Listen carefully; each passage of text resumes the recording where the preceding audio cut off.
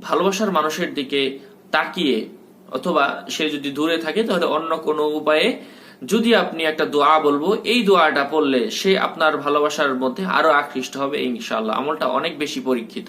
অনেকেই বলেন যে হুজুর ভালোবাসার মানুষ এই বিষয়টা তো নাজায়েজ, ভালোবাসা নাজায়েজ।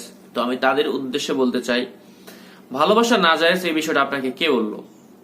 ভালোবাসা অবশ্যই জায়েজ এবং প্রশংসনীয় একটা কাজ, তবে সেটা যদি স্বামী স্ত্রীর মধ্যে হয় অথবা স্বামী স্ত্রী কখনো কখনো দূরে থাকে, তাদের মধ্যে মনোমালিন্যতা হয়, আবার কখনো কখনো কেউ কেউ বিয়ের আগেই ভুলে ভালোবাসা করে ফেলে অথবা তাদের অনিচ্ছাকৃত শর্তে হয়ে গেছে, তো তারা কি করবে? যদি তাদের বিবাহ না হয় জীবন নষ্ট হয়ে যাবে।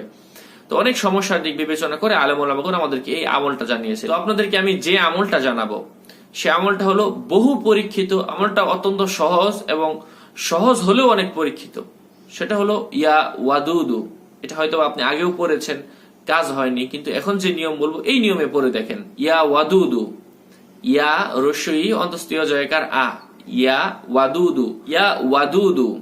তো এই ইয়া ওয়াদুদু কেউ যদি আপনার পাঠ করতে পারে, কখন পাঠ করবে? পাঠ করার নিয়ম আমরা ইতিপূর্বে আগেও আলোচনা করেছিলাম যে মাগরিবের পূর্বে পাঠ করতে হবে, গভীর রাত্রে পাঠ করতে পারে, অথবা ভালোবাসার মানুষের দিকে তাকিয়ে পাঠ করা যায়। কয়েকটা উপায়ে পাঠ করা যায়। যখনই পাঠ করবে, যত সংখ্যা হোক না কেন, বেজুর সংখ্যা অনুযায়ী সে পাঠ করবে। অনেকেই 3 বার পড়েন, 7 বার পড়েন, অনেকেই 1000 বারও পড়েন, অনেকেই 1,000 বারও পড়েন। তো যার যতটুকু দরকার সে তত বেশিই পড়বেন। যদি দেখেন যে আপনার অল্পতে কাজ হচ্ছে না, তাহলে আপনি আরো বাড়িয়ে পড়বেন।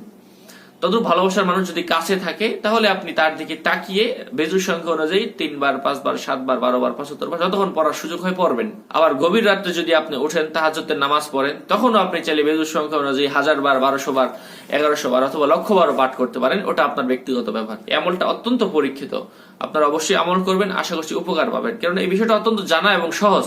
কিন্তু এই বিষয়টা নিয়ে আবারও কথা বলার কারণ হচ্ছে, আমি যত বই ঘেটেছি এই বিষয়টা নিয়ে, সকল কিতাবের মধ্যে এই একটা বিষয়ই লেখা, এজন্য এত পরীক্ষিত। এবং কিছু কিছু হাদিস আছে যে হাদিসগুলো সকলের কাছে সমাদৃত, চলতেছে এটা হলো উঁচু মানের হাদিস বলা হয়। আমলটা অনেক উঁচু মানের আমল। আশা করছি বুঝতে পেরেছেন। এমন আপডেট আমাদের সাথেই থাকবেন। আসসালামু আলাইকুম ওয়া রাহমাতুল্লাহি ওয়া বারাকাতুহু।